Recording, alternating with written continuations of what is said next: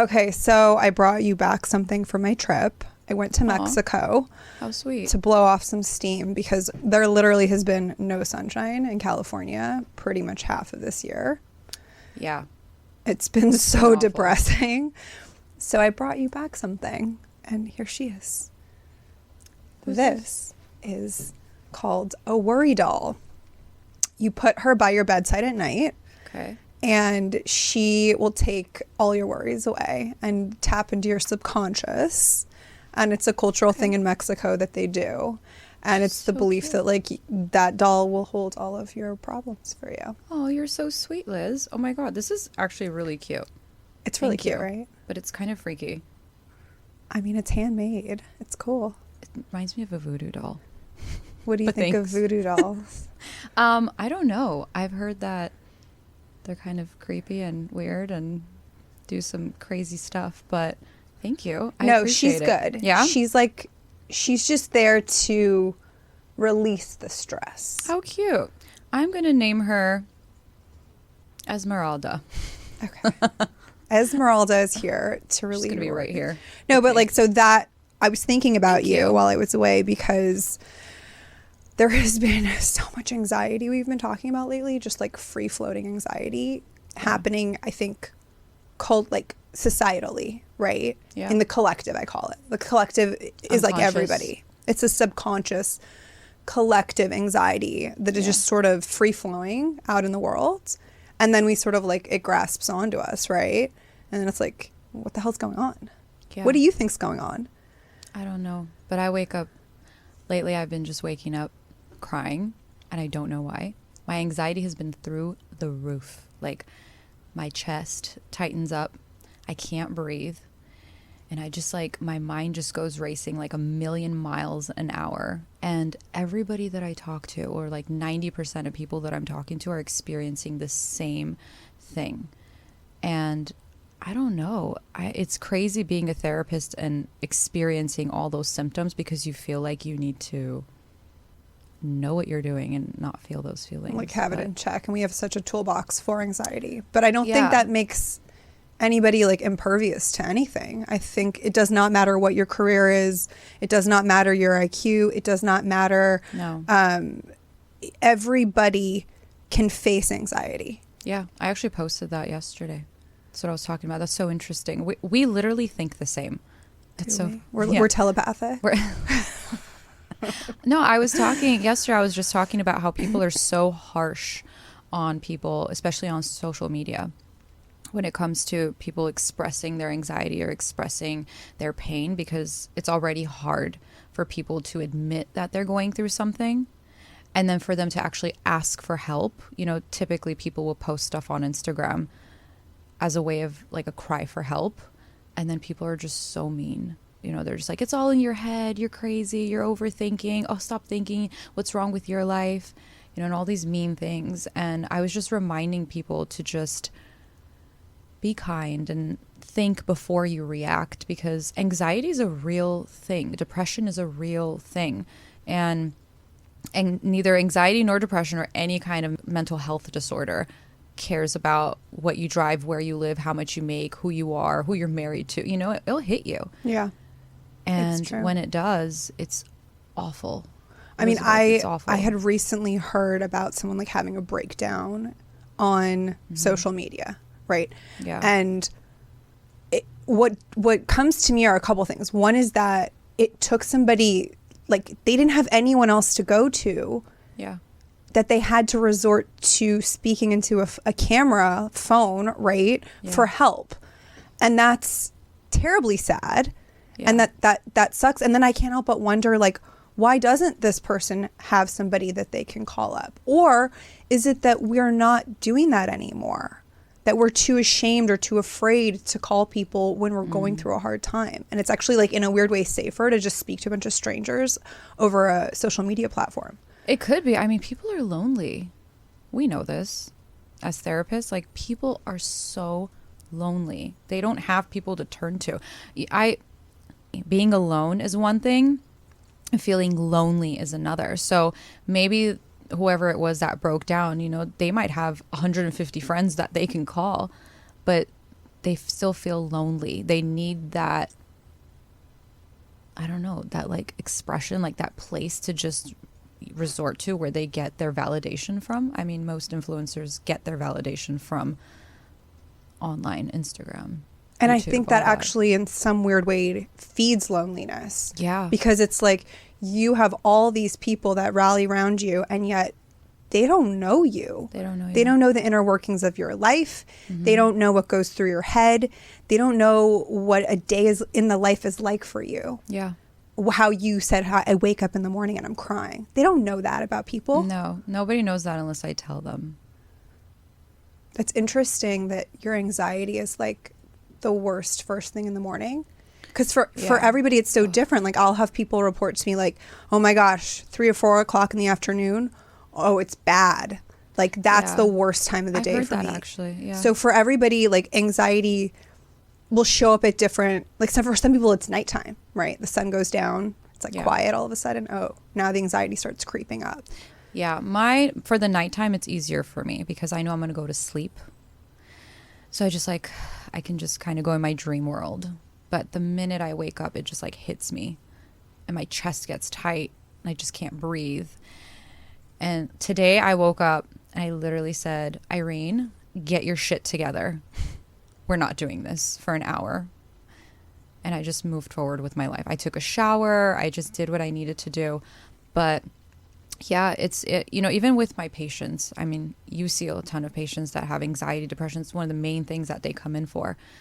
And I always tell them, you can't blame yourself for having anxiety, but you do have a little bit of control over what you tell yourself when you're having anxiety, So it almost feels like you're going crazy because you're just like your heart, you don't know what to do. Yeah, it's so, look, anxiety is so real and it's so crippling for so many people. But I do say this is one of the tools that is helpful, right? Yeah. Because the voices that live inside of us are not us. They are just a part of us. Yeah. And that voice sometimes needs to be told to shut the fuck up. Mm-hmm. Like, yo, stop. This is a voice. Let's mute you for a second because I've got another voice that lives inside. The one that believes in myself, the one that empowers myself, the one that knows my value. Let's bring her in for a second. Yeah. Because she needs to shut that other one down. God, it's awful. Like, how many voices do we have in our head? We have our mom, our dad, our past relationships, our trauma, our anxiety, our depression. I think they said it's 12. Yeah. Maybe more, depending on the person. Yeah. But we internalize probably more of the bad voices than the good ones. Well, those ones seem to be louder. They are. Right? Yeah. It's like, oh my God. And then they just come out of nowhere. It's like, where the hell did you come from? Things were going so well.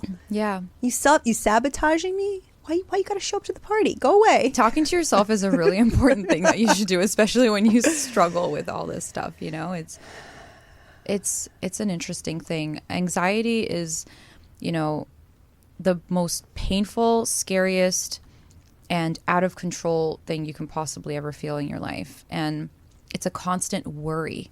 You're constantly worried what's going to happen in the future, what's happening now, and it's driven by fear. Anxiety is fed by fear. The fear is fed by the unknown. And it's just like a never ending, tunnel of just blackness that's just there. And it's hard to get out of it. Yesterday I woke up and it took me 2 hours to get out of my bed. Wow. Yeah. And you didn't have shit to do. Oh no, I had stuff to do, but I just couldn't. I needed to I couldn't breathe. Wow. Elizabeth, it was so bad. That's bad. Yeah. Well, okay, do you have stuff you can do to mitigate? Okay, so anxiety is so fascinating, right? I actually find it really interesting because it manifests differently for everybody. Mm-hmm. For you, you're saying there's something tightening on your chest, right? For some people, they get racing thoughts, sweaty palms, heart palpitations. We know that the somatic symptoms, right? The body symptoms are so different for everybody. Yeah. Some people break out in hives. I mean, it's the spectrum of how anxiety shows up for people is so different. Yeah. But yet the feeling is the same. It's driven by fear. Anxiety is driven by fear, which is fed by the unknown. Just remember that every time that's what I have to remind myself. and we've studied this. We know this. You know? Well, we know it on a clinical, concrete level, right? Yeah. But it's not our emotions are not rational, and it's not meant to be made sense of. It's just meant to be worked through. We ultimately, at the end of the day, all we want to do is be able to tolerate our feelings. Yeah. So tolerating our anxiety, tolerating our depression, tolerating our pain, our grief, whatever it is. So I'm just learning how to tolerate it. There's a lot of medication you can take out there. I just refuse to. And there's nothing wrong with medication. But, like a lot of my friends will take a Xanax and just chill out.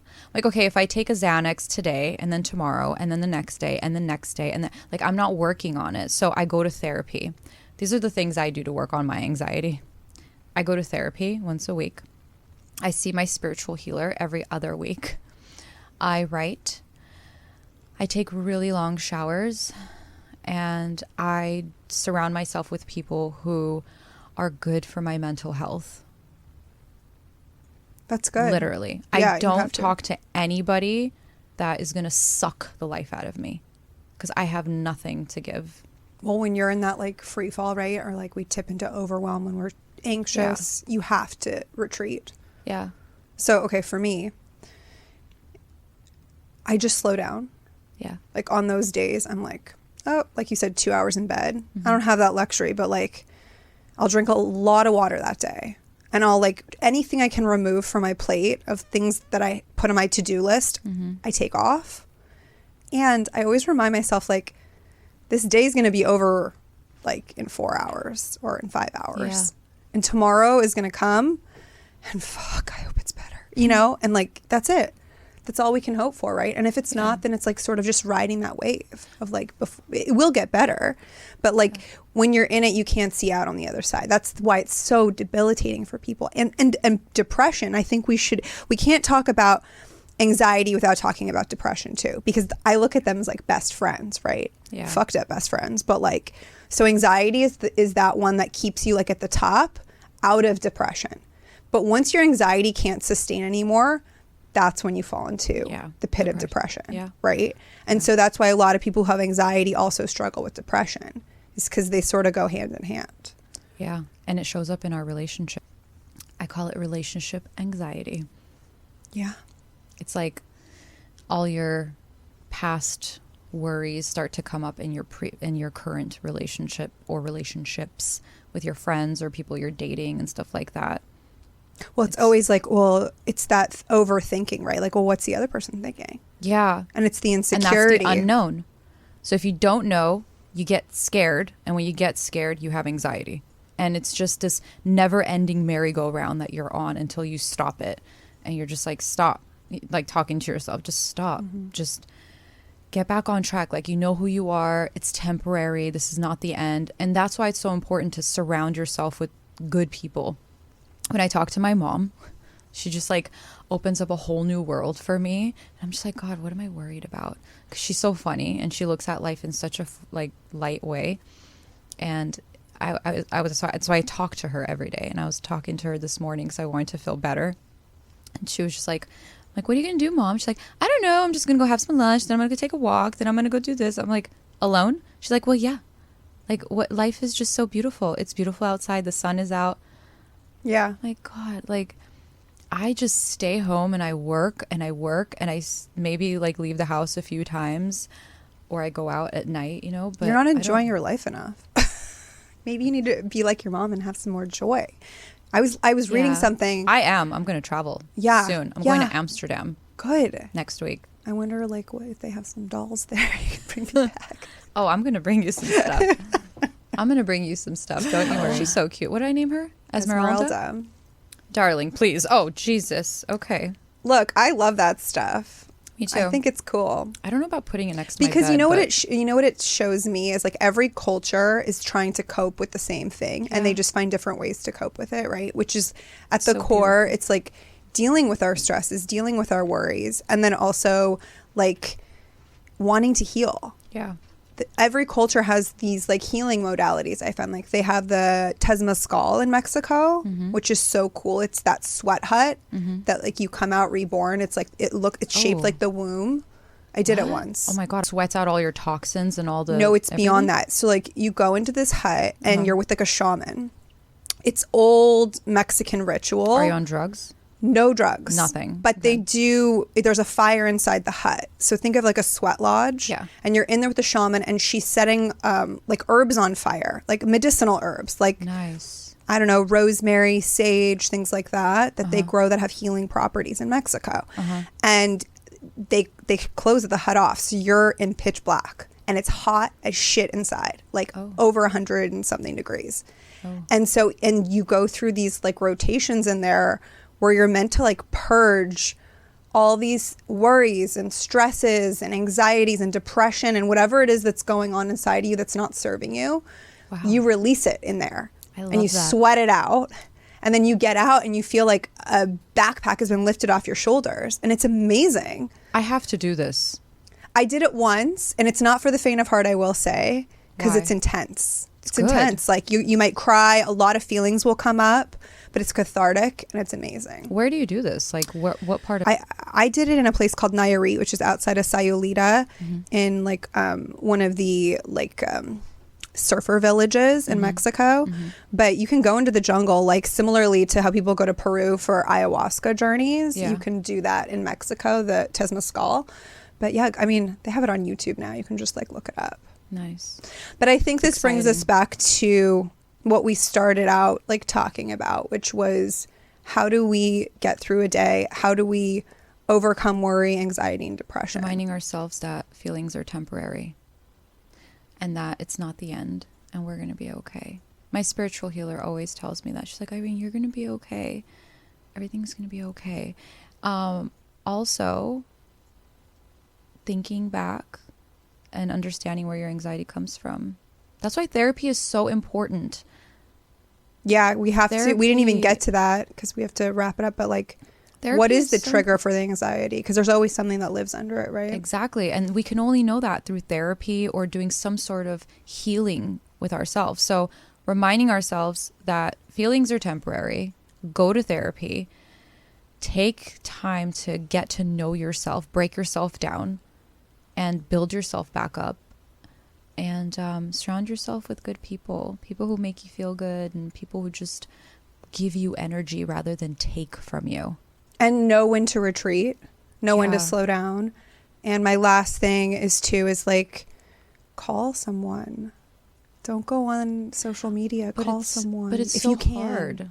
It's so hard Do to it. call Be bold people. and be courageous. Yeah. Break the mold. That's true. Well, this made me feel a lot better. I don't know if it's Esmeralda who took away my anxiety right now, but I feel so calm. I like I'm that. good. Thank you, God. And faith. Go Esmeralda. Go Esmeralda.